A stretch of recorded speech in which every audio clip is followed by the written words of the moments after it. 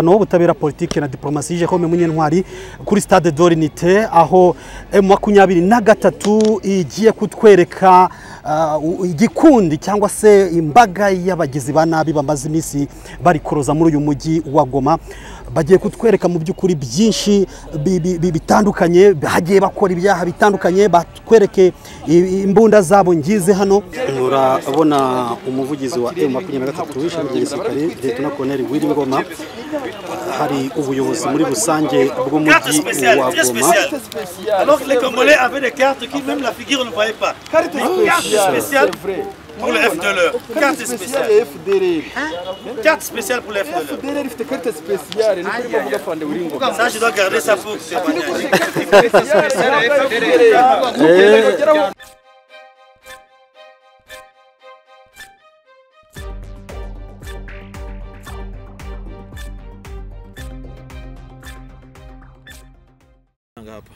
Kitu tunapanga leo unaona tulisema depuis tangu tulianza Musako tuko na kuzingira na kupekua maeneo ambao ba criminals biko wengi sana. Ndio maana tulienda leo sehemu ya Mugunga, Lac Vert, Saki. Ile sehemu ndio tulipekua na kuzingira leo. Ndio maana tunakamata yule watu yote tuwaonesha hapa. Tulikamata FRDC biko 18, biko 18. Tunakamata wa police ya zamani ya Tshisekedi biko 8. Tunakamata wazalendo biko 34, tunakamata ba FDLR biko 17, tunakamata ba criminals biko 15. Bote tunakamata na Banyarwanda ambao biko 181. Ni Banyarwanda ambao biko na karti ya Kongo na biko na karti ya Rwanda. Ndio maana tunakamata bengine balikuyaka depuis zamani, lakini balikuwa na masira, balikuwa na mabunduki, balikuwa tumika na batu biko kubapori, balikuwa na bakare minye, balikuwa na bitu wapatia babari kuwapelekea ba FDL chakula maneno yote. Ndio maana tulipata, tulibakamata yote, ndio tunaona leo bwana. Quels sont les FARDC de Wazalendo que vous avez capturés? Mais ils sont là, vous avez montré les FARDC sont là. Quels ressorts? Vous allez juger ou non? On doit juger les sorts. Ben non, ceux qui ont commis des dégâts, ceux qui ont commis des crimes, ils seront jugés. Vous avez la justice ici, vous avez... Oui, nous avons la justice, nous sommes un mouvement organisé. Nous fonctionnons comme un État. Nous sommes un État. Donc un État comme une personne morale des droits publics qui personnifie la nation à l'intérieur tout comme à l'extérieur. Donc nous fonctionnons comme un État. Là, il faut bien souligner. Donc il y a la justice, il y a la justice. Ils seront soumis à la justice. Merci. Okay. Bonjour, monsieur les journalistes. Nous nous retrouvons au stade de l'unité que les sujets du rendez-vous. Ok, je vais tout d'abord me présenter. Je m'appelle Katembo Nadeni Julien, clerc de ville de Goma. Et aujourd'hui, nous sommes lundi, le 12 mai 2025. Nous sommes venus ici au stade de l'unité, c'est-à-dire pour présenter un fait. Et un fait, c'est quoi? Nous avons des armes ici. C'est-à-dire quoi? Toute entité donnée ou une cité ou bien un État qui se respecte doit commencer par la sécurité. C'est-à-dire la sécurisation de la population, la sécurisation des Gomatraciens et leurs biens. C'est un programme qu'on s'est fixé et nous évoluons avec ça. C'est-à-dire qu'il y a un programme qu'on s'est fixé, qu'on est en train de circuler dans des quartiers. Faire appel à la population, sensibiliser la population que le pouvoir de Kinshasa a donné des armes aux civils. C'est-à-dire, au lieu que Félix et sa bande viennent sécuriser la ville de Goma, ils ont maintenant donné des armes aux civils.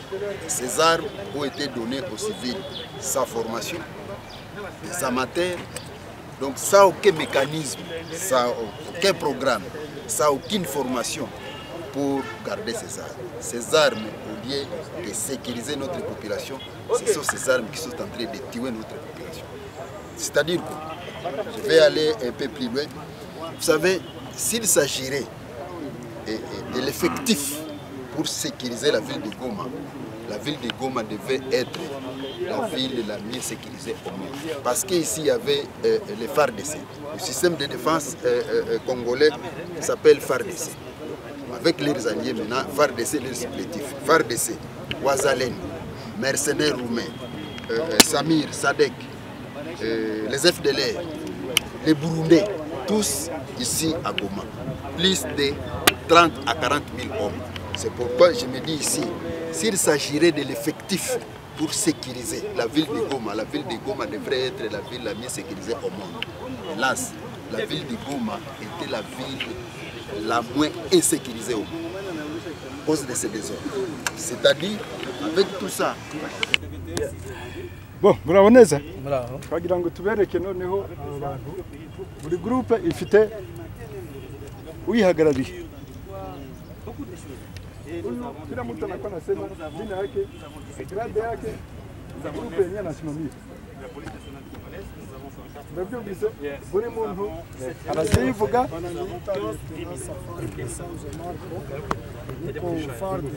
sema ngufu tuko ku bateu isa 5 blessés de guerre hapa Mugoma Mukagatindo. Siye sawa basoda wetu walifika M23 tukaona tuwezi ikara na kuficha tukajireta sie peke tukajipresenta. Premiere swe bakatuambia mwende kunyumba msifanye bubandi. Sasa mnaona basoda benzeni wanafika mwingine mnajireta nye peke mnajipresenta. Ndio asubuhi leo tuliona wanafika tukajipresenta. Juu hatuwezi enda quelque part juu. Wewe kunapita siku nyingi, miezi 3 kuzidia. Leo ndio nakuja kujipresenter mustari. Hii ni turo ya pili.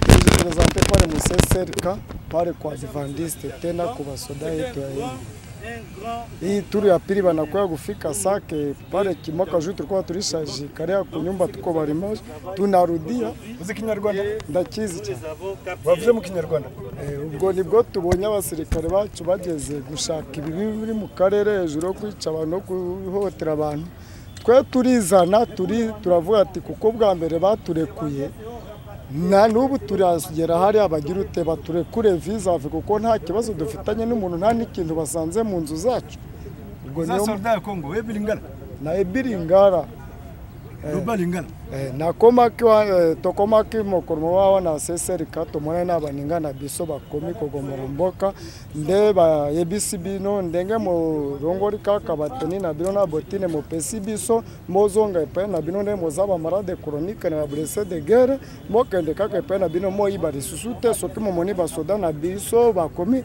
moya wana mo mi présenter epe na bino soki mozana numero mo bengi très lingala ya Rwanda ya solo yo za Kongolete uza Rwanda waje sida za Kongolete. Okay. Jinangu bananiita Uzima Bahati. Ninakuwa agent mu la police nationale congolaise. Nilikuwa natumika mu district ya Masisi Kichanga. Jo leo muibu subuhi tunaona basoda yetu wanakuya banatulamusha kumanyumba. Banatuambia twende tufanye nini, twende tusikie ku meeting. Jo banatukamata njo tunaenda jikuta hapa. Wewe uko na bunduki? Sina bunduki. Polisi wa bunduki hakuna bunduki yako? Hakuna na moya yenyewe. Bunduki yenyewe ilikuwa inatumika nayo ulipana wapi? Sie ba polisi hatukwake na mabunduki. Tunatumikaka apres kumaliza tumika kama bana mkubwa anakutuma. Ndio, kama mkubwa anakutuma ku kazi, anakupatiaka bunduki, sasa unatoka tena pale unaitia tena ku depo, ale unaenda kumgine. Me hakuna polisi mwanaruhusiwa kufanya nini? Kuweka bunduki kwake. Kulikuwa mwito kusema kila polisi wa PNC akuye aone viongozi wa AFC M23 ndio aripoti kama batamurudisha kwa kisivili aende kwa kisivili, kama ataendelesha kazi ya polisi aendeleshe. Wewe ulibaki kwa kujua nini? Msheba mwa tulifikaka juu tuliendaka huko walikuwa naenda kule ku SSLK, wengine wanaenda pale kunani ku Sekantinele. Nyie wote mko mnasema SSLK ni wewe? Sie bengine tuliendaka kunani ku Sekantinele, juu kuko Sekantinele ya pale. Wewe unasimamia kikundi gani? Wagaririkia kikundi? Jewe ndagarariye igikundi cya Nyatura Bazareno. Ngo rero njewe nta garade nari mfite, ndangije yo amezi 4 gusa. Muri Nyatura? Komandaju yari Bahigi. Okoreraga mu kahe gace? PSLS CMC ikiye cyamba? APDC. Cyo paletingiraga mwakoreraga mu kahe gace? Iriya ku Mucaca. Ku Mucaca mu kahe ka localité? Sud Kivu. Ni ya general nde autoproclame Bahigi. Okay. Wowe ni Nkurunziza Emmanuel. Wagarariye iki ugikunda? Baruva ngo turaba federal ariko ndabwo turaba federal. Bari federal ko nakoze ku barriere ameza 3 ndabwo nabaye musaka. Wakoraga bande? Wakoraga abaye federal ko ndo nabaye musaka. Ese ubwo wakoranaga nabo tutari. Ndabwo narindi umuturage barambembaga 3000 ku par jour. Wageze muri Kongo ryari? Nageze muri Kongo muri 2002 navukiye mu Rwanda. Mwamaranye imyaka ingahe? N'aba federal. Namaranye nabo bakoreye ameza 3. Kuki utari warigeze witandukanya nabo se niki cyakubije kwitandukanya nabo? Nitandukanyije nabo muri 2018. Kuki utatashye mu Rwanda se niki cyakubangana? None nabanaga na data kuko yari yaragiye gufata umurimo muri Kongo. Aba muri FDL papa? Yitwa nde? Yitwa Karimunda yarapfuye. Okay, sawa. Muze wowe warwanagahe? Jewe ndi umuturage mpagarariye icama c'abahinzi ndi nyumba 10. Navuye mu Rwanda 2001 nje gufata isambu ikirorerwa nuko nari ndi umuhinzi. Wari utuye muri komine mu Rwanda? Muri Nyabihu. Amazina yawe yombi naye? Amoni Rushihe. Segitero wari utuye muri Twangiki? Kintobo. Serire Hungiro. Utekereza ko ari impamvu uri wisanze hano? Njewe impamvu nje nisanze hano bakoze operation nanje nzamo. Utari waratashye mu Rwanda se? Njewe navuyeyo nje gushaka ubuhinzi. Wari ufite passport cyangwa se passe? Nari nyifite. Uti nanjye yararangiye. Uti nanjye nzamo bakwibeshya hose? Yararangiye. Ubona bakwibeshye hose kuba uri kumwe n'aba bagizi bana? Nubu nje ngeze mu Rwanda bantangira n'ubuhamya. Oya hano ubwo ufite. Turavuga hano ubwo ufite hano. Hano ubwo mfite nubwo abaturage nyubura. Urashinjwa iki wowe? Njewe mpagarariye abahinzi. Bagufasha bavuga kuri iki? Bamfashe mu gikundi cy'abaturage bose ntabwo bamfashe banyita ngo mpagarariye icamo runaka. Uyu niwe mwicanyi rero criminel. Wawundi wari ufite machine gun. Jeje nangu Lumo Batenchi Banzi Christophe. Nina kuwaka mlikuwa na nililala Jean Juma moja niko mnyumba babangu mloko. Sasa yako wapi? Kimashi ni babangu mloko. Sasa yeye alikuwa iko Sake, mimi niko huku kule Mugunga. Sasa soda wamekuya wameingia mnyumba, wamekutana mchumba wake ile mashini gani. Mimi nilikuwa sijue kama iko mnyumba. Ile mashini gani yako? Mimi sijue mwenye nao walikutana mchumba babangu mloko. Mimi ulikuwa geshi? Hapana, mimi kazi yangu ni moto na walikutana na moto yangu mnyumba. Ulikuwa wazalendo? Niko motari. Si apimaka biboto uliza wale wazalendo wameleta basati kama wananishwa mu vikundi vyao. Wanasema umeua watu. Si apimaka kusa na kubunduki. Kama ile njoko ile niko nasema ni ile bunduki wamekutana mchumba ya babangu mloko nyumba mimi nje niko ndani. Ndipo ndaona marasa mubaze. Marasa walikuwa wananipiga njoo. Ni nani amekupiga? Ni wasoda. Bawa. Walikamata ile bunduki njoo wakazania kosa ni mimi sijue na nilikuwa sijue kama iko mahali chumba. Walikupiga lini? Leo tu. Mimi na Fabio kufanya bouclage jour, vitu vya mbaba tu et ça doit être respecté partout. Et nous avons que l'administration est soutenue par la police, le service de la sécurité et notre armée qui est l'ARC, qui doit faire appliquer lorsque l'administration agit par un arrêté, une décision ou bien une mesure.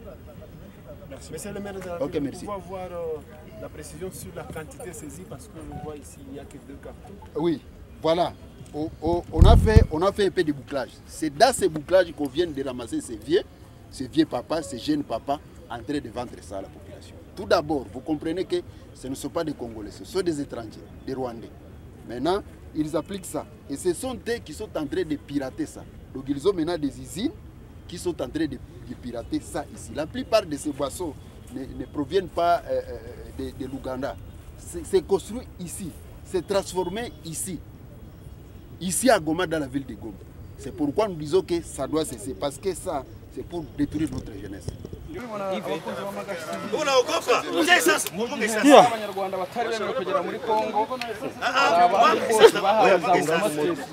Kidogo tu. Wanga tu. Allez.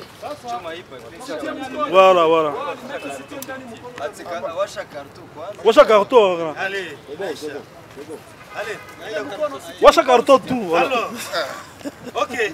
On brûle ces cartes de lecteur. Urabona hano kuri stade d'Ornité Bigwi TV mu gikorwa cyo gutwika ibiyobyabwenge ndetse n'amakarita atemewe yafatanywe abanyarwanda bafite amakarita abaranga nk'abanyekongo. Ibigwi TV jeho bimunye ntwari hano igoma nicyo turimo gukurikirana mu by'ukuri ntabwo biba byoroshye abantu baramaze kwimetamorphoza cyangwa se kwihinduranya abandi. Byangombwa rero twaze tubereka hariya bibaye ngombwa ko bitwikwa kubera yuko ni pirate. Bamwe mu banyekongo Murabona umuvugizi wa M23 w'ishami ry'igisirikare Lieutenant Colonel Wiringoma, hari ubuyobozi muri rusange bw'umujyi wa Goma.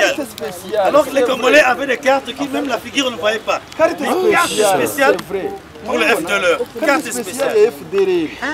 Carte spéciale pour le FDLR. Ça, je dois garder ça pour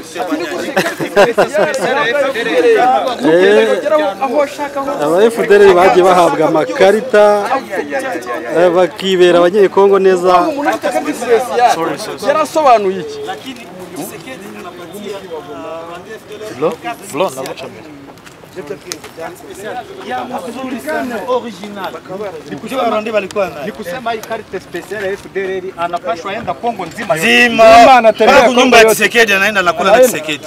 Hiyo inamaanisha ile carte special yake. Paka kurupango. Hii carte special baba FDLR. Lunguza yote. Yakomba kuja kusuza Tshisekedi. Kaganira na Tshisekedi na chief. Itandukanye ni y'abanyarwanda. Ni y'abandi bari bafite. Turahanga hanga chief wacu. Hari muvumo special. Ikarita bakayihereza umu FDLR ubundi akaba afite uburenganzira bwo gutambagira Kongo yose uko yakabaye nta umwitambika mu rugendo rwe. Ibintu biba bitoroshye hano byabaye muri Repubulika Iharanira Demokarasi ya Kongo.